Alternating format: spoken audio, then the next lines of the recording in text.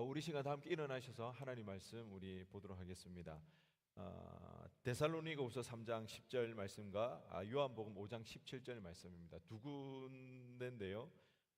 데살로니가후서 3장 10절 말씀을 읽고 그 다음에 요한복음 5장 17절 말씀 우리가 보도록 하겠습니다. 먼저 데살로니가후서 3장 10절입니다. 우리가 너희와 함께 있을 때에도 너희에게 명한 길을 누구든지 일하기 싫어하거든 먹지도 말게 하라 하였더니, 요한복음 5장 17절입니다. 예수께서 그들에게 이르시되 내 아버지께서 이제까지 일하시니 나도 일한다 하시매. 아멘. 자리에 앉으시기 바랍니다. 오늘 본문의 말씀을 가지고 노동이 기도다라는 제목으로 은혜 나누기를 원합니다. 여러분 혹시 그 예수원이라는 데를 들어보신 적이 있습니까? 아마 지금은 조금 조용해졌는데요.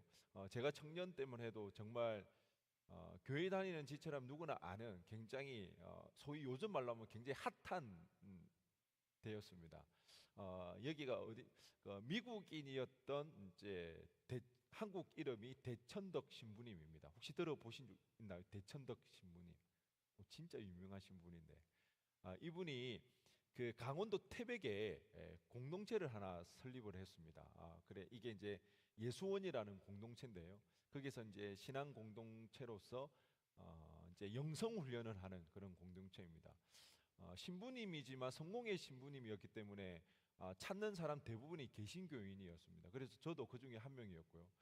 거기에서 뭐 6개월, 1년 동안 훈련을 받는 사람들도 있고 아니면 2박 3일씩 거기서 머물면서 그 기도하는 그런 시간을 가질 수가 있었습니다. 그래서 저도 한번 간 적이 있습니다. 너무 가보고 싶어서 기회를 내어서 갔는데요.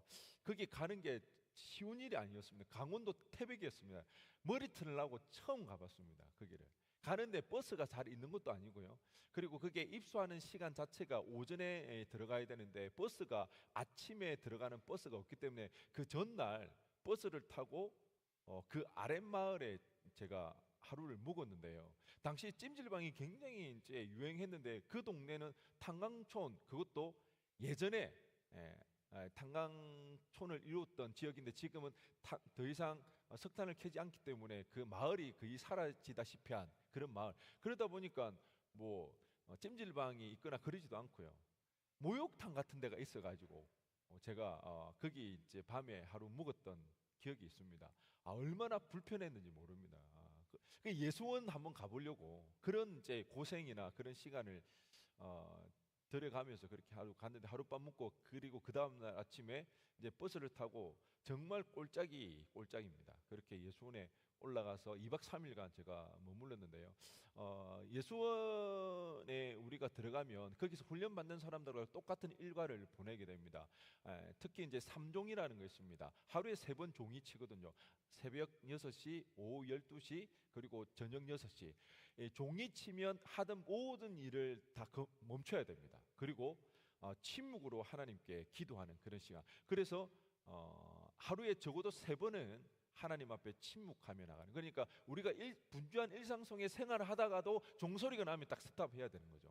하나님을 생각하는 거. 그리고 거기에는 침묵 시간이 있는데 대침묵 시간, 소침묵 시간이 있습니다. 소침묵 시간은요 오후 1시부터 2시 그리고 저녁 9시부터 10시까지입니다. 이 시간에는 최대한 말을 아껴야 됩니다. 정말 죽을 것 같은 그런 비상사태가 아니고서는 말을 하지 않는.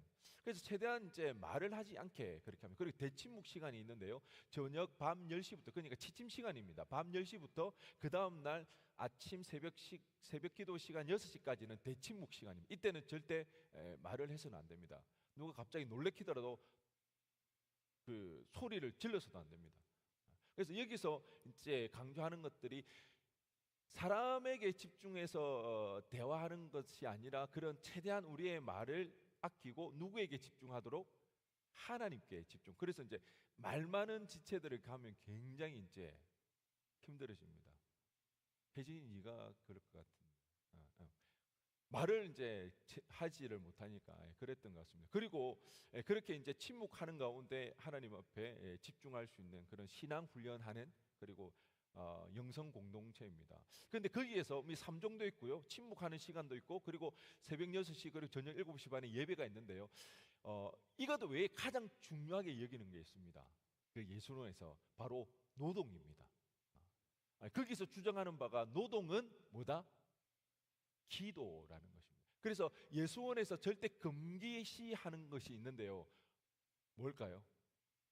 예수원에서 금기시하는 거, 금식입니다. 금식을 절대 못하게 합니다. 왜? 노동을 해야 되니까. 여러분, 이번 하봉에서도 우리가 절대 원칙이 있다면 금식을 금지하겠습니다. 왜? 일해야 되니까. 여러분, 우리 지금 하봉 가가지고 굉장히 바쁠 겁니다. 아침부터 해가지고 밤까지 막 정신 없을 건데, 체력적으로 이 보충이 안 되면 안 됩니다. 뭐 홀리하게 나는 금식하면서, 아니요. 노동이 기도기 때문에 먹어가면서 해야 됩니다. 그 예수원에서 이렇게 노동이 기도라는, 어떻게 보면 여러분들에게 굉장히 이게 어색하기도 하고 낯설기도 하고, 정말 노동이 기도가 뭔가에 대해서 우리가 직관적으로 잘 와닿지 않는 그런 표현일 수도 있는데요. 한번 곰곰이 생각해보는 시간이 되었으면 좋겠습니다. 사도 바울은 오늘 본문에서 뭐라고 말하고 있습니까? 일하기 싫거든 뭐도 하지 마라? 먹지도 말라고 합니다. 그러니까 사도 바울이 강조하는 것이 뭡니까? 노동이 굉장히 중요하다는 것입니다. 그리고 계속해서 조용한 가운데 자기의 양식을 삼으라고 그렇게 이야기를 하고 있습니다. 데살로니가후서 3장 12절 말씀 우리 한번 보도록 하겠습니다.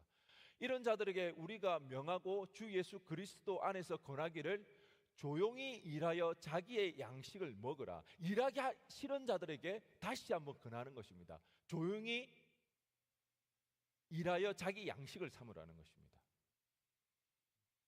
이 성경 구절을 가지고 아마 예수원에서도 이 말씀을 실현해 보려고 하는 것이죠. 최대한 조용한 가운데 일하는 것은 무엇일까요? 일 가운데 하나님의 인재를 경험하고자 하는 그런 일들이라는 거죠. 그런 가운데 그 일을 통해서 나오는 그 것들로 양식을 삼으라고 그렇게 이야기를 하고 있습니다. 그랬을 때 우리는 생각했을 때 그만큼 이 일이 우리에게는 굉장히 중요하다는 것입니다. 일은요, 단순하게 돈 버는 수단이 되지 않더라는 것입니다. 일을 통해서 우리가 하나님을 경험하고 하나님의 창조사에게 동참해야 하는 것이죠. 그래서 우리는 이 일에 대해서 잘 생각을 해야 합니다. 요한복음 4장에 보면요, 예수님이 우리가 잘 아는 사마리아 지역에 들어가게 됩니다. 그럴 때 아마 오후 12시 점심시간이었던 것 같아요.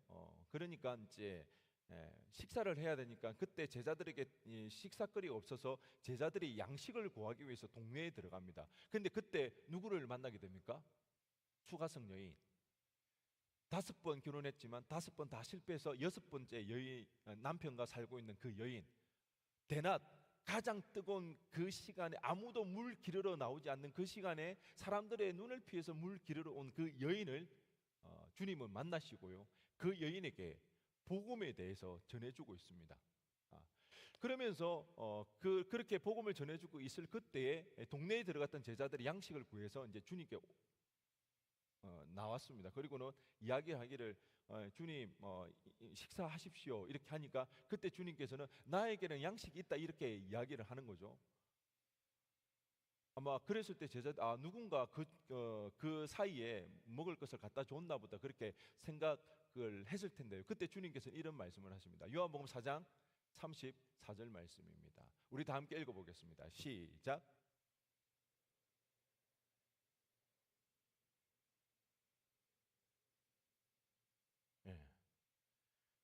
예수님의 양식은 뭡니까? 하나님의 뜻을 이루고 하나님께서 자기에게 맡겨주신 이 모든 일을 뭐하는 것?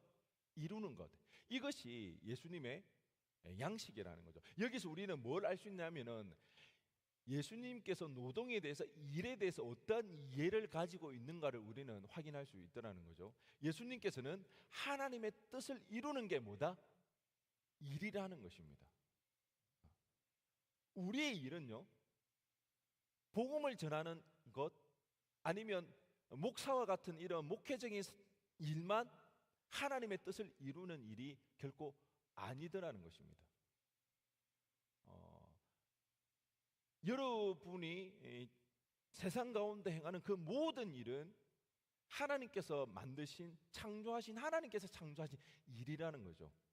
우리가 하나님께서 창조하신 그 일에 우리가 함께 그 일을 행하여 나갈 때에 그 자체가 하나님의 그 창조 사역에 동참하게 되고 그 일을 이루어 나가는 그 행위가 되어지더라는 것입니다. 그렇기 때문에 일은 굉장히 거룩한 거고요. 하나님의 뜻을 이루는 일이 될 수가 있습니다. 그런데 우리는 흔히 이 일이라고 하면 저주처럼 여길 때가 많이 있습니다. 할 수만 있으면 일은 뭐 하는 게 제일 좋을까요? 여러분들 흔히 가지고 있는 생각. 할 수만 있으면 일은 이게 뭐지? 안 하는 게 좋은 거라고 생각합니다. 아니라는 거죠. 일은 할 수만 있으면 안 하는 게 좋은 게 아니라는 겁니다. 일은 누가 만든 거라고요? 하나님께서 만드신 것입니다. 우리가 이 일에 대한 이 올바른 이해를 가지고 있어야 되는 것이죠. 제가 한 지체를 만났습니다. 교회를 다녔지만 그 가운데는 늘 이 친구도 학교 교사거든요. 그런데 청년 때고 뭐 중고등학교 때고 학교를 다니지만, 그리고 지금 최근까지도 좀 허무주의에 좀 사로잡혀 있더라는 거죠. 왜 살아야 되는지. 특히 학교 교사로 이제 재직은 하고 있지만 엄청난 스트레스를 받기 때문에 이렇게 힘들고 어려운 이 일을 왜 해야 되는가, 이게 자기에게는 납득이 되지 않는다는 거죠. 쳇바퀴 돌아가서 계속 돌아가는 이 지긋지긋한 이 일을 하면서 살아가는 것이 도대체 무슨 의미가 있나, 그런 이제 생각을 했더라는 거죠. 오랫동안 그런 생각에 사로잡혀서 삶의 의미를 잘 모르고 살아갔는데 그가 생각이 달라졌습니다. 생각이 바뀌었고요. 은혜를 받은 거죠. 어떻게 은혜를 받았냐? 창세기 말씀을 통해서 말씀을 듣는데 그의 생각이 바뀌었다는 거죠. 일이 물론 힘들고 저주처럼 느껴지지만 이 일이 왜 이렇게 자기에게 힘이 들게 되었는지, 왜 이렇게 스트레스가 되어지고 왜 이렇게 저주처럼 느껴지는지 창세기 말씀을 통해 그가 알게 되니까 그의 생각이 바뀌더라는 거죠. 비록 힘들고 어렵다 할지라도 이 일은 결코 우리가 피하거나 저주를 받았기 때문에 해야 되는 그 일이 아니라 하나님께서 만드신 일. 그래서 일은 저주가 아니라 축복이라는 그 창세기 말씀에 대해서 이해가 되어지니까 그의 삶의 태도나 자세가 바뀌더라는 것이요. 이 지긋지긋한 이 일을 평생 왜 하면서 살아가야 되는가가 아니라 이런 의미에서 내가 계속해서 이 일을 해 나가야 된다는 그 이해가 되어졌을 때 그가 이 허무주의에서는 조금 벗어날 수 있었다는 그 이야기를 했습니다. 제가 수련회 가서 우리 그런 이야기 했었죠. 하나님께서 세상을 만드셨을 때 며칠 만에 천지를 창조하셨나요? 6일 만에 창조하셨다는 거죠. 왜 하나님이 이 세상을 6일 만에 만들었을까요? 그냥 한 방에 끝내면 좋은 거 아닌가요? 이 세상이 너무 복잡하고 이 세상을 만들 때는 너무 할 일이 많아가지고 하나님께서 그냥 이 한 번에 하기에는 너무 버거워서 벅차서 6일 만에 만들었을까요? 그런 개념은 아니라는 거죠. 하나님에게는 그런 힘과 그런 능력이 얼마나 충분히 있지만 하나님께서 우리에게 일이 어떻다는 것을 본보기로 보여주시는 것입니다. 6일 동안 천지를 만드셨다는 것은 하나님께서 일을 하신다는 것을 우리에게 보여주십니다. 6일 동안 하나님은 굉장히 계획적으로 세상을 만드십니다. 3일 동안 뭘 만든다 그랬죠? 컨테이너를 만들었습니다. 공간을 만드시고요. 그리고 나머지 3일 동안은 그 컨테이너 안에 들어갈 컨텐츠를 만드시죠. 첫째 날 뭘 만드십니까? 빛을 만드십니다. 그리고 넷째 날에 그 빛에 들어갈 수 있는 해와 달과 별을 만들죠. 이튿날에 뭐를 만드십니까? 하늘과 바다를 만드십니다. 그리고 5일째 날 하나님께서는 그 하늘에 들어갈 새와 바다에 들어갈 물고기를 만드시는 거예요. 하나님께서 굉장히 치밀하게 계획하시고 이 세상을 만드셨다는 것입니다. 일이란 어떤 것인가? 하나님께서 일하시는데 굉장히 치밀하게 계획하셔서 규모 있게 그 일들을 해 나가시는 것을 우리에게 보여주시는 거죠. 우리가 하나님의 형상을 닮아 지원받았기 때문에 우리 또한 이 일은 우리에게 너무나도 축복되는 일이라는 것입니다. 왜요? 하나님께서 세상을 만드시고 첫째 날 하나님께서 하늘을 만드시고 첫째 날 빛을 만드시고 둘째 날 하늘과 바다를 만드시고 여섯째 날 동물과 사람을 만드시고 만드신 것을 보시고 하나님께 어떻다고 이야기하고 있습니까? 보기에 좋았더라. 사람을 만드신 걸 보고 보기에 심히 좋았더라. 흔히 우리말로 하면 뭡니까? 자기가 해놓고 자기 일에 뭐 하는 겁니까? 도치대. 자, 그걸 전문용어로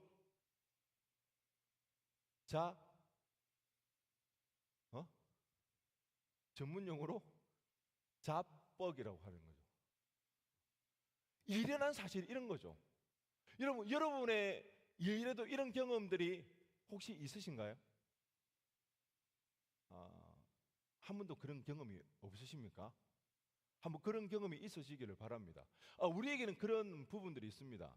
우리가 만약 애를 쓰고 수고를 해서 막 노력을 해서 최선을 다하고 열심을 다했는데 그 우리가 예상한 결과물이 나타났을 때에 느끼는 그 만족감, 우리는 이를 통해서 그런 흥분을 우리가 느끼게 되는 거죠. 일이란 그런 것입니다. 그런데 오늘날 우리의 일은 조금 이거하고는 거리가 먼 거죠. 우리가 치밀하게 계획을 세우지만 문제는 뭔가요? 우리 평생에 내가 계획해서 치밀하게 준비했는데 내가 예상한 결과물을 얻을 때가 사실 손에 꼽히더라는 것입니다. 내가 계획한 대로 모든 일이 이루어졌다면 정말 너무 흡족하고 그 일로 인해서 너무나도 만족스러울 텐데 그러지를 못하기 때문에 사실 일이 우리에게 어렵게 느껴지는 것입니다. 왜 이런 일이 일어나게 됐습니까? 창세기 3장 16절 17절 말씀입니다. 우리 다 함께 17절 18절 말씀 다 함께 읽어보겠습니다. 시작.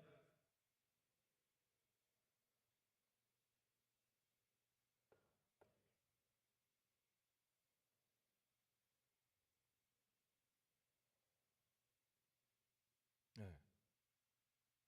범죄함으로 인해서 하나님의 저주를 받게 되는 거죠. 그래서 사람들은 수고해야 먹고 살 수 있게 되었습니다. 그런데 그 수고한 대로 문제는 땀을 흘려 수고하지만 한들 그 수고한 만큼의 결과물을 보장받을 수 있나요? 보장받을 수 없더라는 거죠. 가시덤불과 엉겅퀴가 있기 때문에 내가 50%로 우리가 이렇게 힘을 들여서 일을 했는데 그러면 결과물도 50%만큼 결과물이 나와야 되는데 그러지 못할 때가 너무 많더라는 거죠. 사실 이것 때문에 우리가 힘들고 어렵습니다. 인생에 대해서 이 일이 저주스럽게 느껴져서 삶의 허무주의에 빠져있던 이 청년이 이 내용, 왜 일이 이렇게 힘들 수밖에 없는지, 이게 사람의 그 타락함으로 인해서 일에 대해서 하나님께서 저주를 받았기 때문에 이런 일이 일어날 수밖에 없다는 이 사실을 깨닫게 되고, 그럼에도 불구하고 하나님께서는 은혜 더하여 주셔서 이 일 가운데 하나님께서 늘 선한 길로 인도해 나가신다는 그 사실을 깨닫게 되었을 때 그는 이 허무주의 그리고 소망 없는 덧없는 이 인생에서 나름의 소망을 발견하게 되고 이제는 허무주의가 아닌 자신의 부르심을 향해 나아갈 수가 있게 되었다는 것이죠.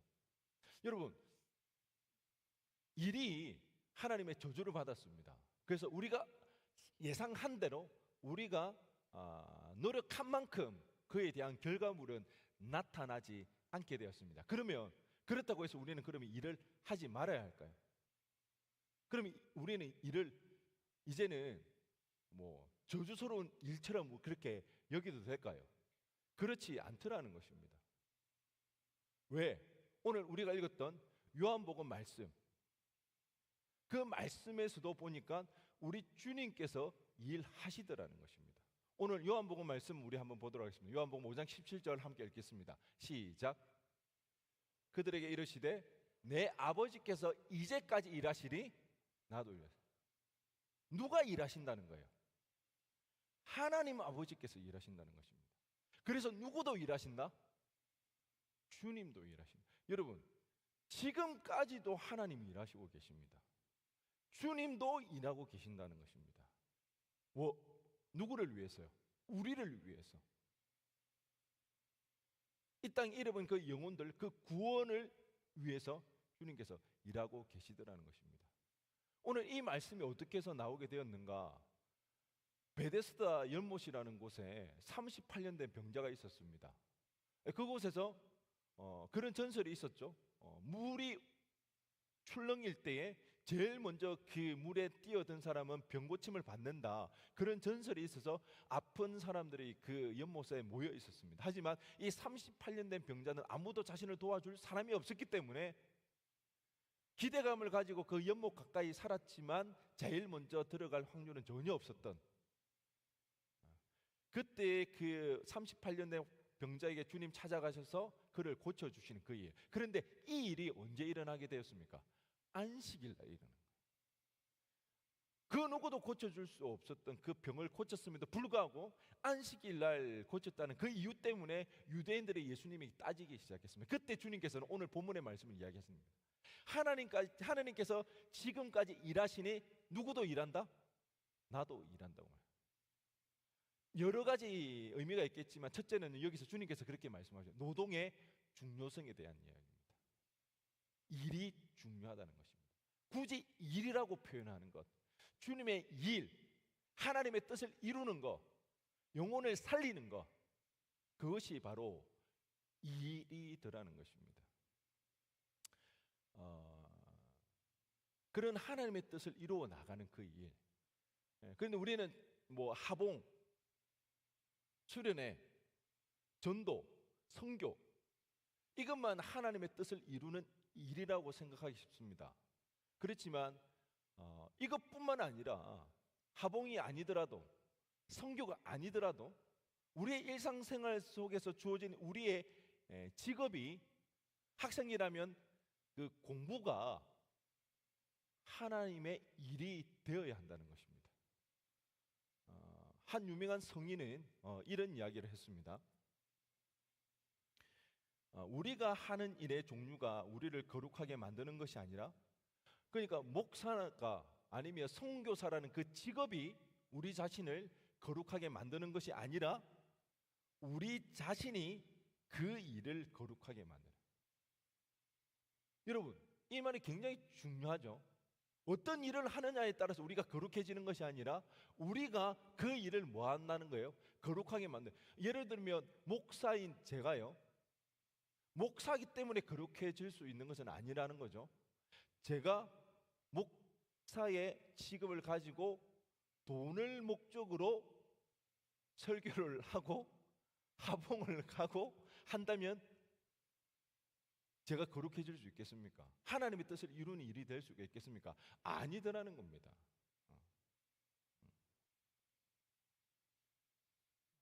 우리가 어떠한 마음가짐을 가지고 마음자세 일에 임하게 되는 건가? 그럴 때마다 그 일 자체가 하나님의 뜻을 이루는 일이 될 수가 있습니다. 첫째는 이 일은 누가 만드신 거다? 하나님이 만드신 것이다. 비록 죄로 인해서 일에 대해서 저주가 있지만 그 일을 지금도 하나님도 행하시고 주님도 행하시기 때문에 우리는 그 일을 저주스럽게 여기고 단순히 돈벌이 수단으로만 삼아서는 절대 안 된다는 것입니다. 이 일은요, 하나님께서 지금도 행하시고 있는 이 일은 하나님의 뜻을 이룹니다. 잃어버린 그 영혼들을 살려나가는 그런 일이 되어집니다. 그래서 우리가 이런 하나님께서 만드신 이 창조의 그 일에 대한 창조의 목적을 우리가 먼저 이해해야 됩니다. 이 일은 누가 만들었다? 누가 만들었다고요?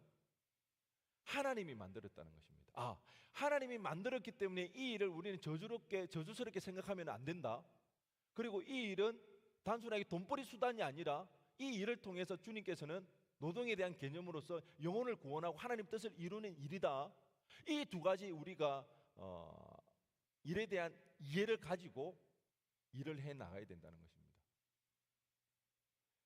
이 자세, 하나님의 창조 사역에 동참한다는 마음으로 일을 하게 되면 우리의 일은요, 기도가 될 수가 있습니다. 기도가 무엇인가요? 우리가 하나님 앞에 기도하는 것은 무엇 때문에 기도하죠? 기도의 자리에 나갔을 때 우리는 하나님의 임재를 경험하는 것을 목적으로 합니다. 설마 뭐 내 마음의 소원을 이루기 위해서 기도를 할 수 있지만 기도의 첫째 된 목적은 그게 아니거든요. 기도의 첫째 된 목적은 하나님을 만나는 데 있습니다. 그리고 그 하나님의 임재 가운데 하나님을 만남으로써 하나님의 뜻을 이루는 것이, 하나님의 뜻을 이루기 위해서 우리가 기도하는 것이 기도의 목적이라고 그러면 우리의 일은 얼마든지 기도가 될 수 있는 것이죠. 이 일은 하나님께서 만드신 것이고 하나님 이 일을 통하여서 하나님의 창조사역, 이 세상을 더욱더 이롭게 만들어 가신다는 하나님의 일에 대한 목적을 우리가 깨닫고 그 일을 행하며 나갈 때에 우리는요, 우리의 일이 기도가 될 수가 있습니다.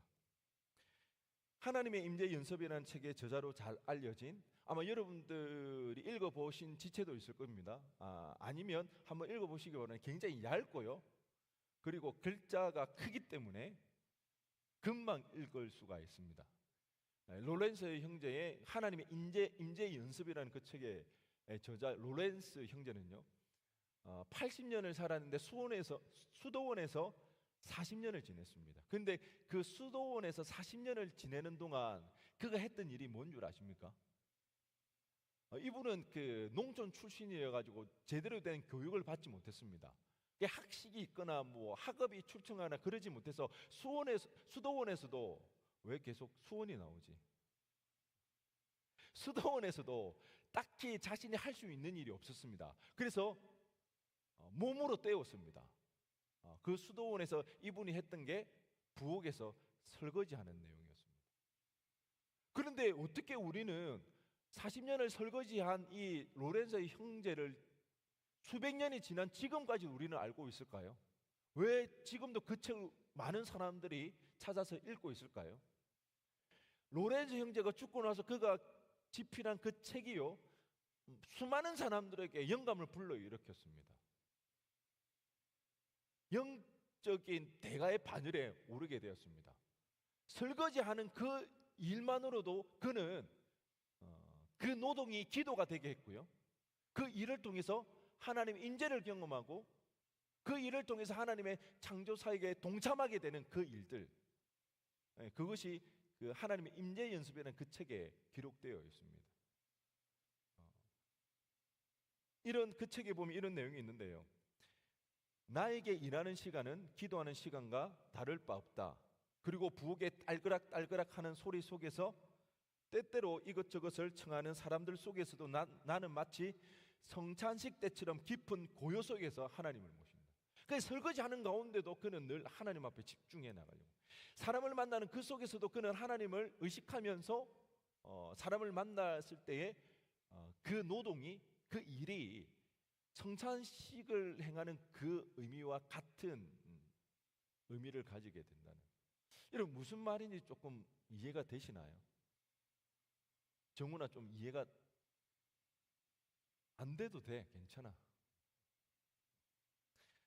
이거는 우리가 뭐 이해력이 부족하거나 지식적으로 이해하는 그런 내용이 아니고 경험되어지지 않았을 때는 와닿지 않는 그런, 제가 지금까지 계속해서 노동은 기도다 이렇게 이야기하면서 여러분의 표정을 계속해서 제가 살피는 이유는 전혀 와닿지가 않는, 맞아요, 참 쉽지 않은. 로렌스 형제는 또 이런 이야기합니다. 우리의 성화는 우리의 일을 바꾸는 데 있지 않고 지금 하고 있는 평범한 일들을 하나님을 위해 하는 데 있다. 하나님은 일의 위대함을 보시지 않고 그것을 얼마나 사랑을 갖고 하는가를 보시기 때문입니다. 우리가 거룩해지는 것은 우리의 일을 바꾸는 것이 아니라는 거죠. 지금 하고 있는 이 평범한 이 일들을 우리가 얼마나 하나님을 위해 하느냐, 그 차이가 있습니다. 물론 이 수도원에 있어서 가능했던 것 같습니다. 제가 한때 중세 시대에 굉장히 유명했던 이 수도원에서 했던 책들을 굉장히 한번 심취했던 적이 있습니다. 굉장히 책을 많이 보다가 어느 날 보다가 책을 던져버린 사건이 있는데요. 한계를 느꼈던 것이 분주한 현대 사회를 살아가는 사람들이 수도원에서 살았던 삶의 생활 패턴과의 차이가 너무 나더라는 거죠.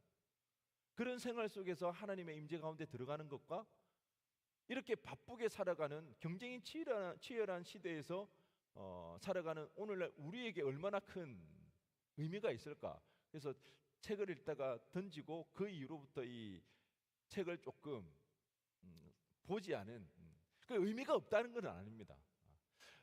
제가 여러분의 표정을 계속해서 보았던 거. 제가 설교문을 작성할 때도 그런 고민이 있었습니다. 노동의 기도라는 이 대목을 어디까지 얼마까지 설명을 계속해서 하며 나아가야 되는가? 설명을 하면 할수록 여러분의 표정은 일그러질 텐데 여러분의 마음속으로는 그것은 그 이야기고 실제 우리의 현실은 계속해서 그 생각을 할 텐데 어디까지 이 이야기를 끌고 갈까 엄청난 고민을 했습니다. 그래도 기본적으로 노동은 기도라는 거, 그것은 전 이해는 있어야 하기 때문에 그 우리의 고민은 뭔가요? 목사님 알겠다고, 노동은 기도라고, 얼마든지 우리는 거기에 동의할 수 있다고. 하지만 우리의 현실이 어떤가요? 분주하게 살아가는 우리의 현실 가운데 하나님을 기억하고 하나님 임재 가운데 살아가는 거, 내가 밥 먹었는지도 알지 못하고 퇴근 시간이 지났는지도 모르고 야근을 해야 되는, 열심히 일을 했지만 직장 상사에게 한 소리 들을 수밖에 없고 관계 속에 어려움을 겪는 그런 치열한 경쟁 속에서 살아가는 우리네 현실 속에서 하나님의 임재를 느끼면서 하나님의 창조 목적에 참여한다는 그런 의식을 가지고 일을 하는 게 과연 가능한가? 우리에게 고민은 바로 이 지점이라는 거죠. 여러분이 하고 싶었던 이야기가 이거잖아요. 목사님 다 알겠다고. 만만치 않는 것 같습니다. 솔직히 저는 목회자잖아요. 지금 근 2달간 하봉을 준비해 왔잖아요. 그러면 그 하봉을 준비하는 엄청난 우리에게는 충분한 이유가 있잖아요. 하나님의 뜻을 이루고 그 아이들에게 복음을 전하고 이번 하봉을 통해서 구원의 경험케 하는, 너무나도 직관적으로 우리의 일이 기도가 될 수 있는, 그러면 준비하는 이 시간들 동안 늘 하나님의 임재 속에서 충분한 그 의미 속에서 그 의미에 부합된 생각 속에서 이 일을 진행해 왔을까요?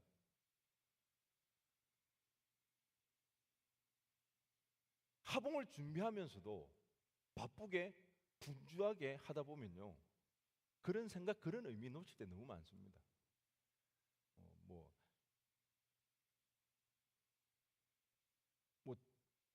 그런 이야기를 종종 했습니다.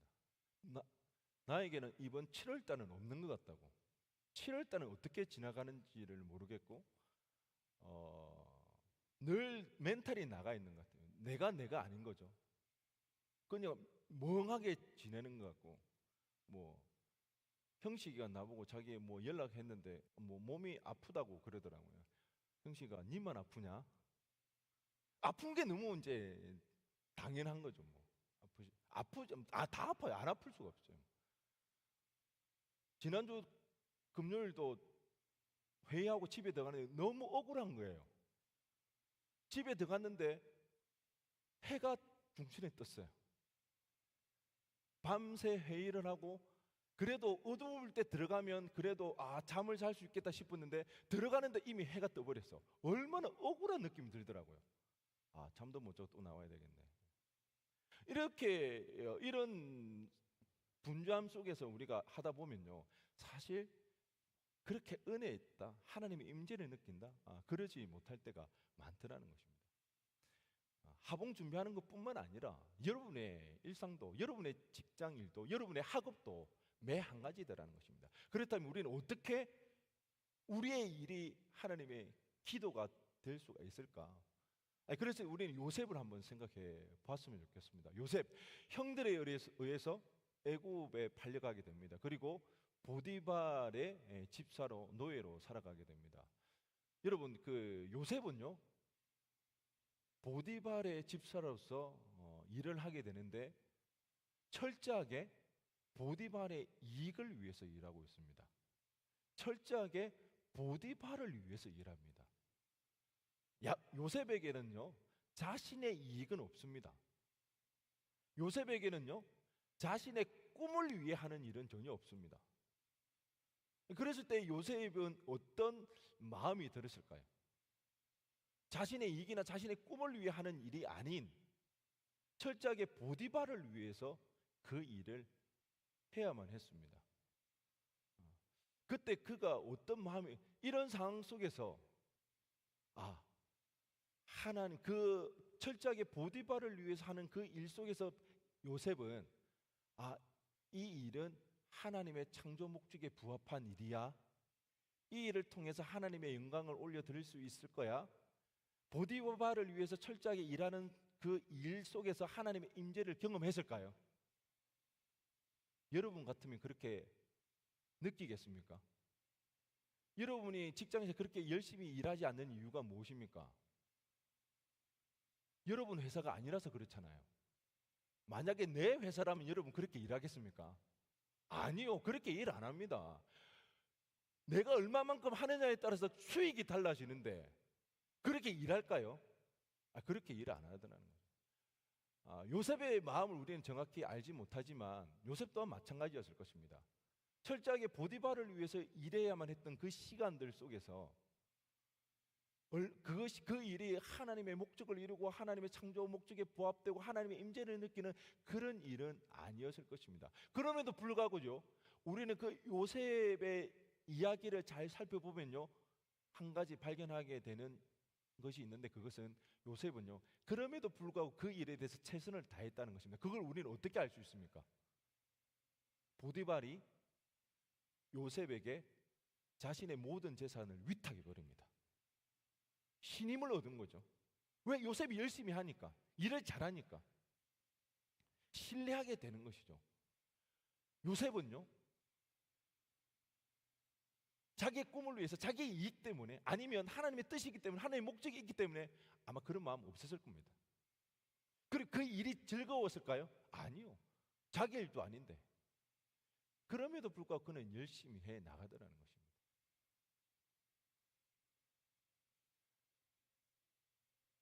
그랬을 때 요셉은 결국 그 열심히 했던 그 일에 대한 결과가 무엇입니까? 강간범이 되었습니다. 오늘 결론은 뭐다? 열심히 할 필요 없다. 해봤자 강간범이는 되더라. 이 더러운 세상, 1등만 아는 세상, 세상은 그렇게 이야기를 합니다. 그래서 거의 요셉은요, 망한 것처럼 느끼게 됩니다. 망한 것처럼 그렇게 생각되어질 수도 있습니다. 하지만 하나님께서는 그런 요셉의 인생에 개입하여 주시는 거죠.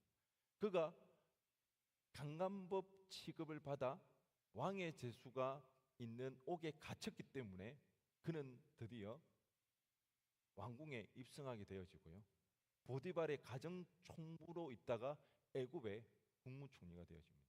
뿐만 아니라 가뭄이 왔을 때에 요셉을 통해서 야곱의 70명의 가족들을 구원해냅니다. 뿐만 아니라 그 70명이 애굽으로 내려왔기 때문에 그 400년의 시간을 통해서, 이 시간은요 마치 인큐베이터 같은 시간입니다. 70명이 400년의 시간이 지난 후에 장정만, 20세에서 50세까지의 장정만 200만 대군이 됩니다. 여러분, 이거는 고대 역사 가운데 이 단기간의 기간 동안에 이렇게 숫자가 많이 일어나는 것은 기적적인 일입니다. 그렇게 수가 급증할 수가 없습니다. 400년의 시간 동안. 왜요? 그 당시는 의학이 굉장히 발달하지 못했습니다. 태어나는 아이들이 생존할 확률이 굉장히 낮아졌습니다. 그런데 400년의 시간 동안에 엄청난 수가 늘어나게 됐습니다. 그래서 이 요셉을 필두로 해서 드디어 아브라함의 약속이 성취되어집니다. 하나님께서 아브라함을 향해서 하신 약속이 뭔가요? 이번에 하봉 주제 아브라함이잖아요. 하나님께서 아브라함을 부르실 때에 내가 너로 큰 민족을 삼고 너의 자손이 하늘의 뭐와 같이? 별과 같이 바다의 모래알 같이 많게 되더라는 하나님의 말씀이 드디어 성취되어지는 일들이 일어나게 되더라는 것입니다. 여러분, 여기에 우리는 중요한 포인트가 있어요. 우리의 노동은요, 우리가 그렇게 스트레스 받고 그렇게 힘이 들고 그 어려운 그 상황 가운데 매 순간 매 시간마다 하나님의 임재를 느끼거나 하나님의 창조 목적에 부합되는 그 타당한 그 이유가 우리를 설득하거나 그러지 못할 수가 너무 많더라는 겁니다. 그럼에도 불구하고 우리에게 주어진 그 일에 대해서 우리는 뭐 해나갈 때? 최선을 다해 나갈 때 그때 그 일에 누가 개입해 주시더라? 하나님이. 우리는 하나님을 믿잖아요. 하나님이 그렇게 개입해 주실 때에 우리의 노동은, 우리의 일은요, 하나님의 뜻을 이루는 위대한 기도가 되어지는 것입니다. 우리의 노동이 우리의 현실에서 기도가 되는 지점은 바로 저는 여기에 있다고 생각됩니다. 야곱이 형들에게 팔려갔었어야 할까요? 야곱이 억울하게 누명을 입고 강간법인 되었어야 할까요? 그래서 옥에 갇혔어야 할까요? 우리는 하나님의 그 계획하심을 다 이해할 수는 없지만 분명히 요셉의 인생에서는 그런 일들이 필요하더라는 겁니다. 그렇지만 그런 일들로 요셉이 멸망하지 않고 망하지 않는 이유는 하나님이 함께 하심으로, 하나님께서 그 일을 통해서 선한 일로 바꾸어 가시기 때문에 하나님의 뜻이 이루어지는 것입니다. 우리의 하봉도 마찬가지입니다. 뭐 쉽게 예를 들면 이런 겁니다. 이번에 하봉을 준비하면서 우리 팀장님의 그 행정력이 굉장히 큰 빛을 발하고 있습니다. 공무원의 그 행정력이란 여러분 진짜 어마어마합니다. 여러분이 뭐 경험해봐서 그렇겠지만 우리 대한민국 공무원 행정력은 정말 최고인 것 같습니다. 굉장히 그런 부분들에 있어서 제가요 도움을 많이 받고요. 굉장히 오히려 이제 하게 됩니다.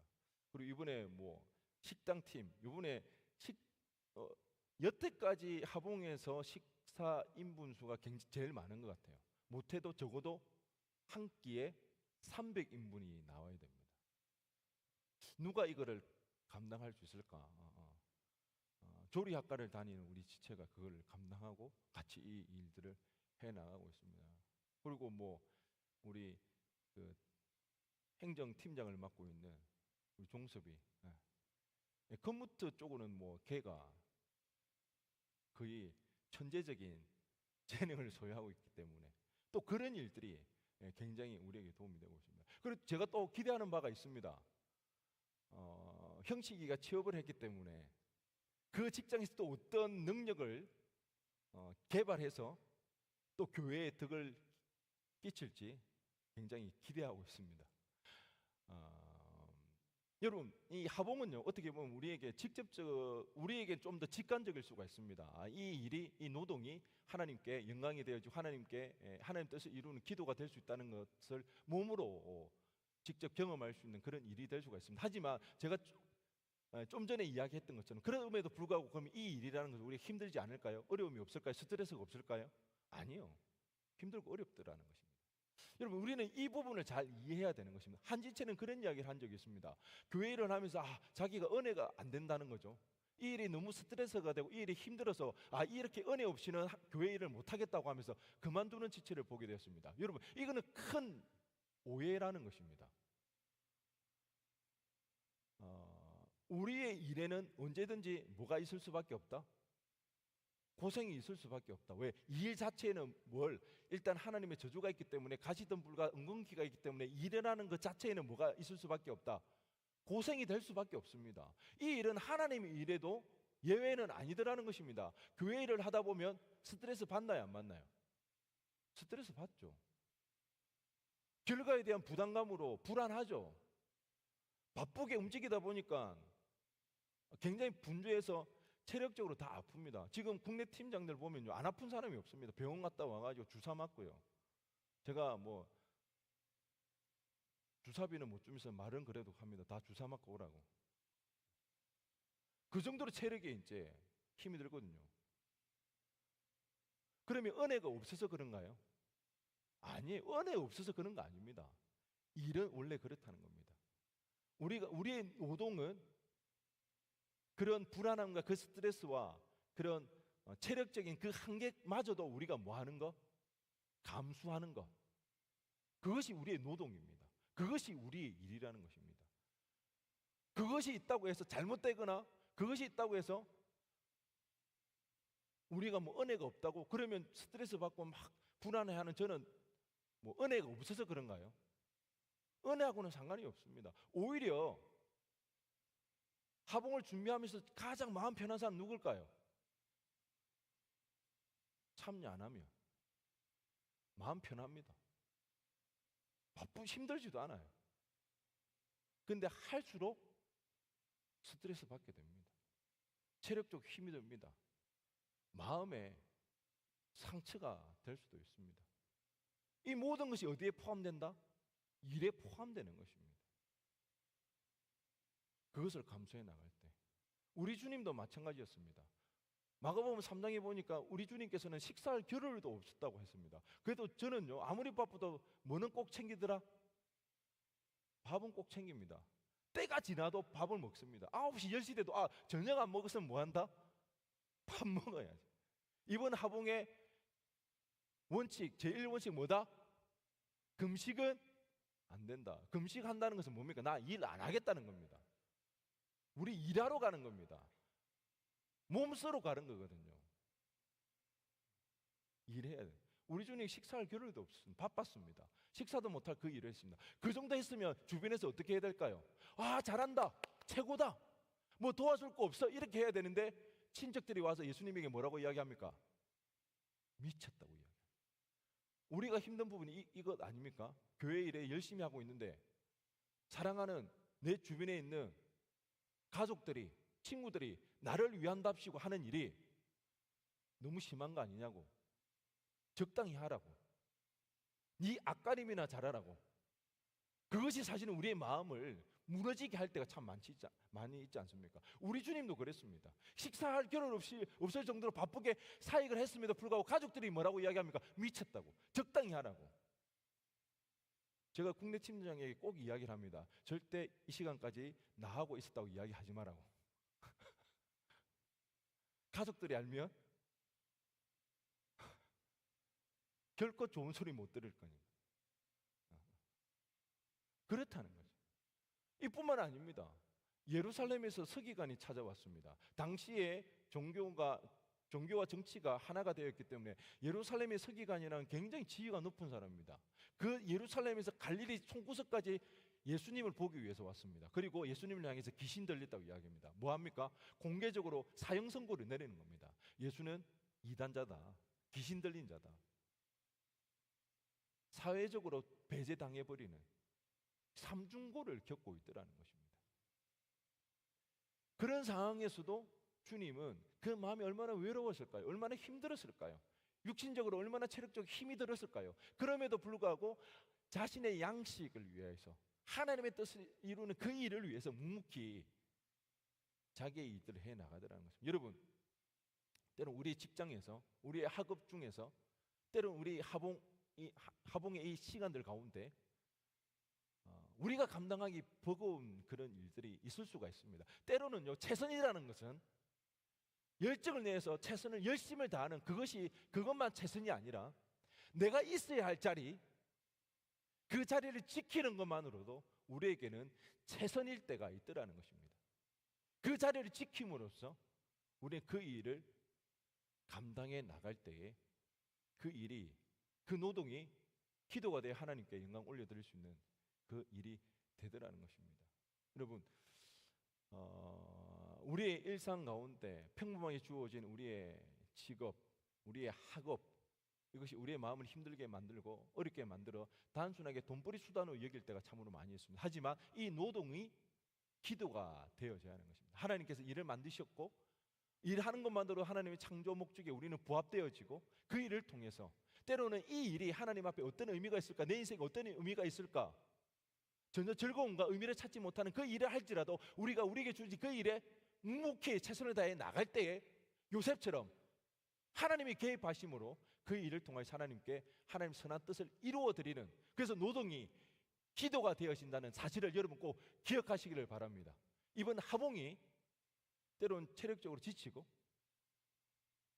때로는 마음에 어려움이 있다 할지라도 그것 또한 우리가 감수해야 할 노동이요, 그것이 하나님의 뜻을 이루어 드리는 기도라는 그 사실을 기억하면서 우리가 우리의 노동이 기도가 되어질 때에 하나님의 선한 뜻이 이루어지는 우리의 인생, 우리의 하봉되어지기를 주님의 이름으로 간절히 축원드립니다. 우리 시간 다 함께 일어나셔서 찬양하며 기도하며 나가도록 하겠습니다.